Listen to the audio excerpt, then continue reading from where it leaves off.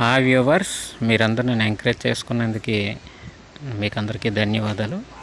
ఇప్పుడు నేను చక్కగా మీకు వెజిటేబుల్తో రైస్ ఎలా తయారు చేసుకోవాలి అని, అందులో ముఖ్యమైన పాత్ర వహించేది మునగాకు. మునగాకులో చాలా పోషకాలు ఉన్నాయన్నమాట.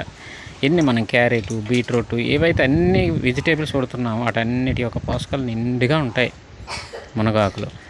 మునగాకులు ఎక్కువ పోషకాలు ఉంటాయి. అలాగే అందరిలో బొబ్బర్లు ఉన్నాయన్నమాట, అలసందలు. అవి కూడా మంచి గింజ జాతికి సంబంధించి మంచి హెల్తీ. అలాగే ఎనర్జీ విషయానికి వస్తే మాంసం కంటే ఎక్కువ రేట్లు 48 క్యాలరీలు ఎనర్జీ ఉంటుంది మిల్ మేకర్లో.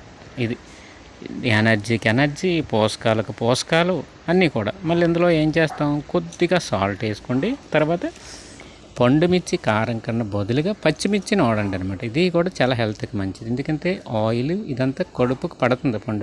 పచ్చిమిర్చి వాడండి, ఓకేనా. హెల్తీ హైస్ రెడీ అనమాట. చూడు ఎలా ఉందో చూడడానికి చాలా